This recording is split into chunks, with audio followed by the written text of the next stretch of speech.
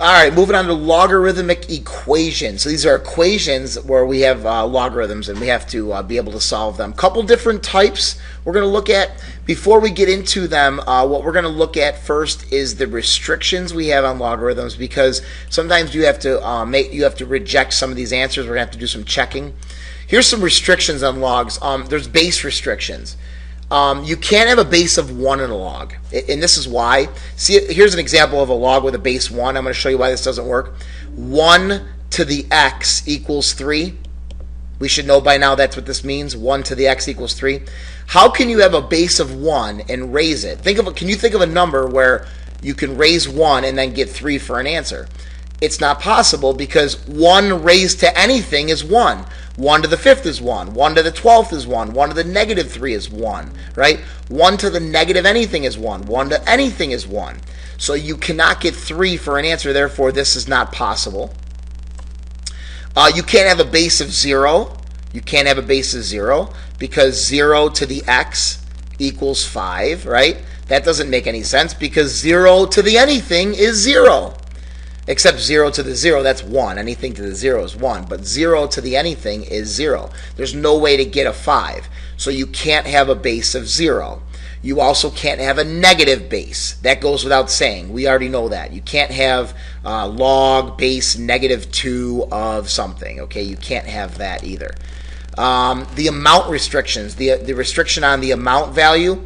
You can't have a 0 in the argument or the amount, because look at 2 to the x equals 0, for example, right? Well, 2 to the x, or anything to the x, cannot equal 0. There's no way you're going to be able to get 0 for an answer. So the only way you can get 0 for an answer is if the base is 0. So 0 to the something is 0. That's okay, but you can't do 2 to the x equals 0. So you can't have a 0 in that position there, and you also can't have a negative 2 to the x equals negative 8. There's no way to get that to be a negative. Even if you put, a lot of people think it's negative 3. No, 2 to the negative 3 is 1/8. 2 to the negative 3 is 1/8. It's not negative 8. So there's no way to get a negative number in the amount. You can't get an amount being a negative. Therefore, unless you have a negative base, which you can't have a negative. You'd have to have a negative base to get a negative amount, I guess is what I'm trying to say. But you can't have a negative base, so how could you have a negative amount, a value there? So there's another restriction there. So the base can't be 0, can't be 1, can't be negative. The amount can't be, it has to be positive. It can't be 0, can't be negative. Okay?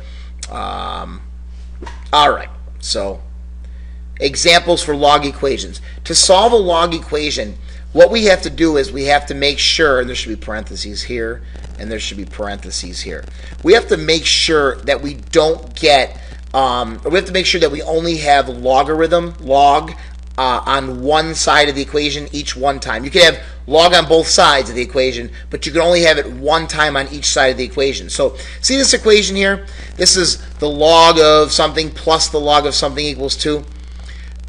You can't solve this the way it is. You have to condense it. So you're going to have to make this log, and we did this with log properties.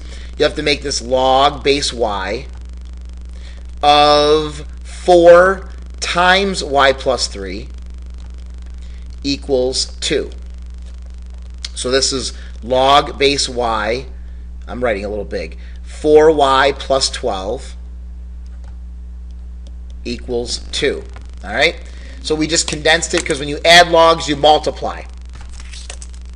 So now, what we have to do now is we have to take this into exponential form. I can't solve a log equation when it's in log form, so I have to make it exponential form. All right, well, where's my base? The subscript is the base. Where's my exponent? This is my exponent. So y raised to the second equals the amount, 4y plus 12. So in this case, the amount is a binomial. So what? Okay, so here we go. Look at that. We got rid of the log form, and we came up with an equation that we know how to solve, because we know how to solve quadratic equations. Get it equal to 0. Y squared minus 4y minus 12 equals 0. That's going to be y minus 6, y plus 2. Just solving a quadratic equation now. Y minus 6 and y plus 2 equals 0. And I'm just running out of room. Y equals 6, y equals negative 2.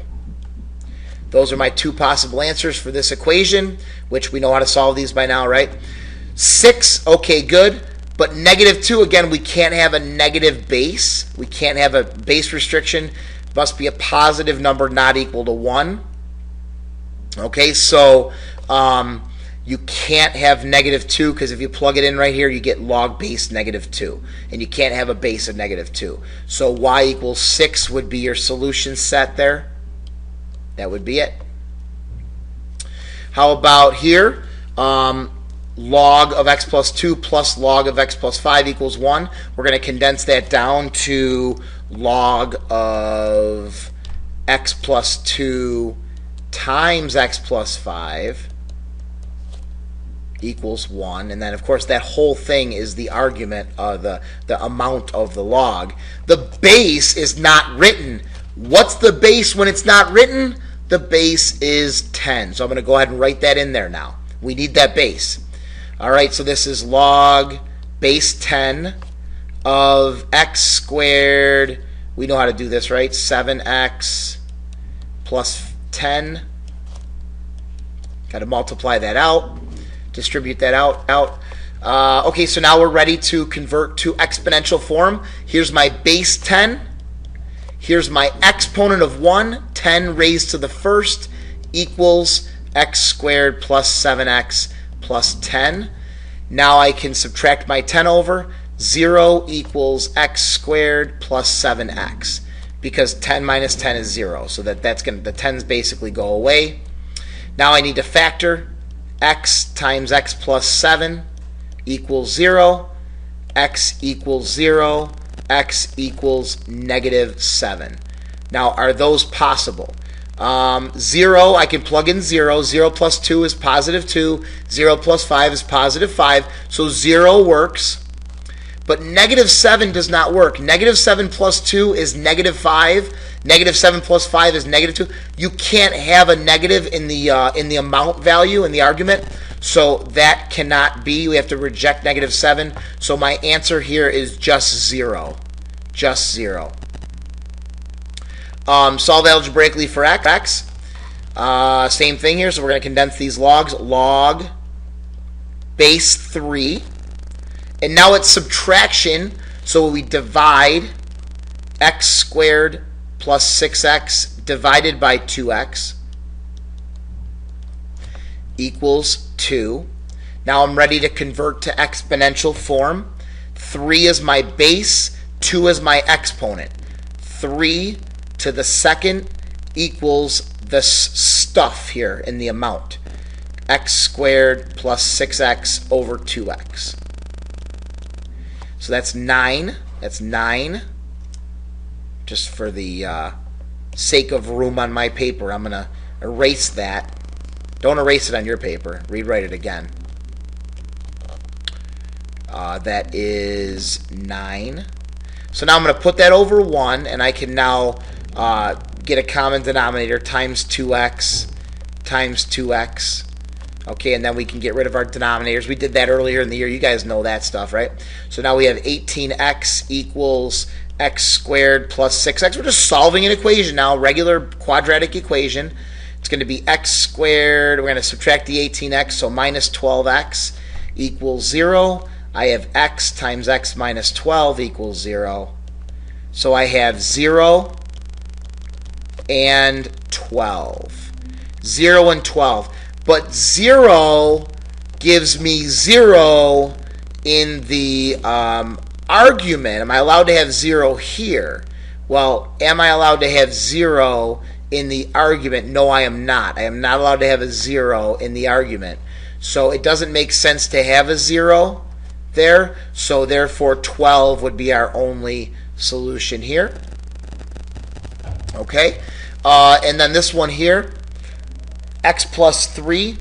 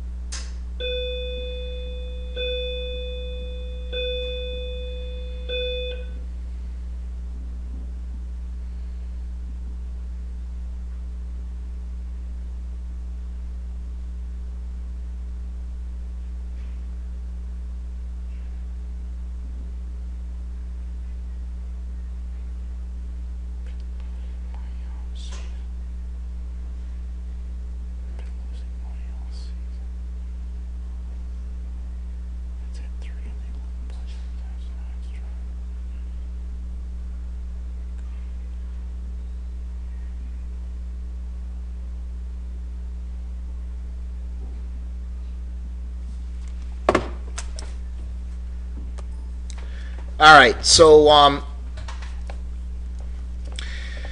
example 4, we have the base of x plus a binomial base. That's okay though. The nice part is there's only one log. It's already condensed for us, so we can just go right to the conversion of exponential. The base is x plus 3, and we're going to raise it to the exponent of 2, and then we're just going to copy down. It's going to equal the argument or the amount. Okay. Now, be careful. X plus 3 squared is x plus 3 times x plus 3. So that is x squared plus 6x plus 9 when you distribute that out. All right. So now, common denominator times x times x. So I can ignore my denominator. So I get x to the third plus 6x squared plus 9x equals x to the third plus x minus 2.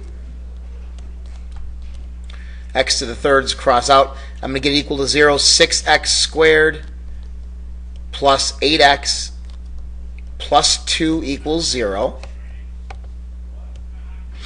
So, because I subtracted the x over. All right, there we go.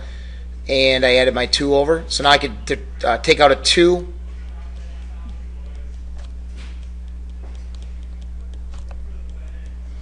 I can factor 3x plus 1, x plus 1.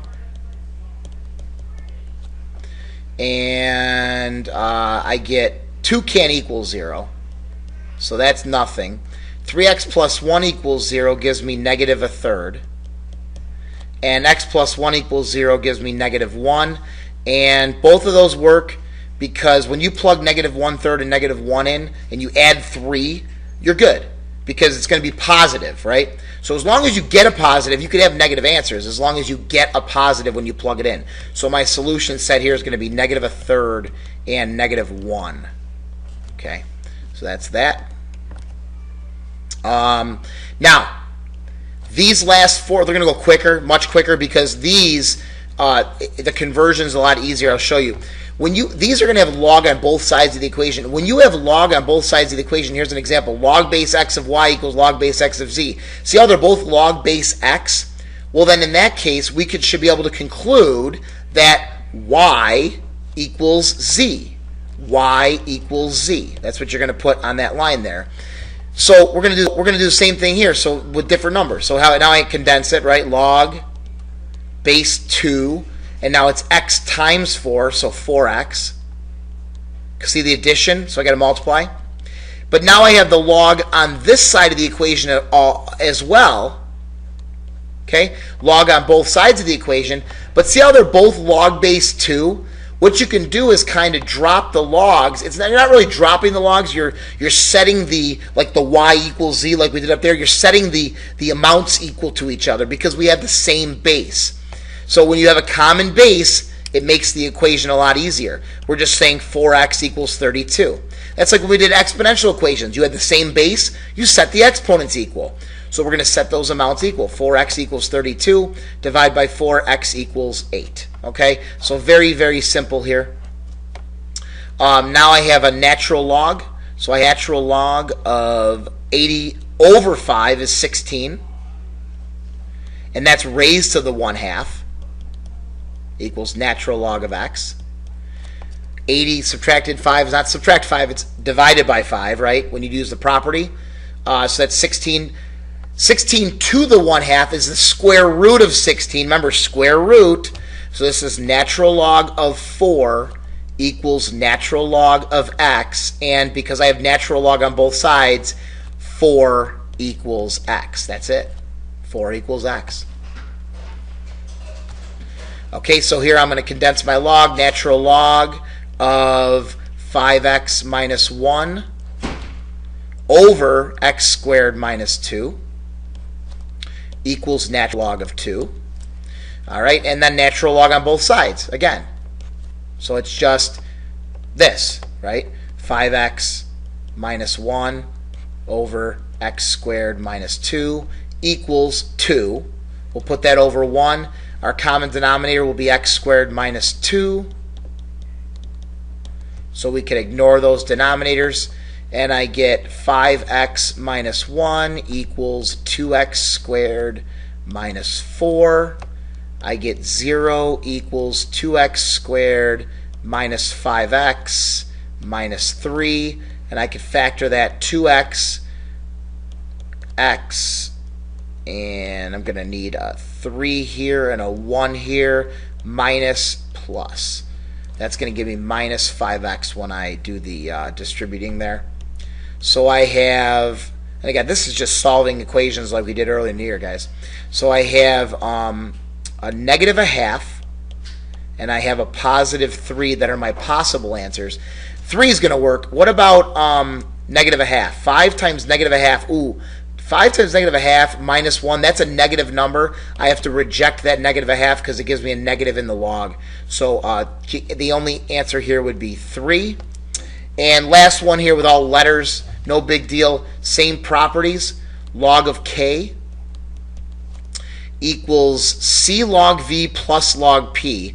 That's going to be log of v raised to the c over, v raised to the c times p. Because c log v is v raised to the c. That c goes to the exponent of the v. And then I could drop the logs, of course, and k is going to equal v raised to the c times p. V raised to the c times p. And that's going to be it. And we'll practice these in class tomorrow. See you then.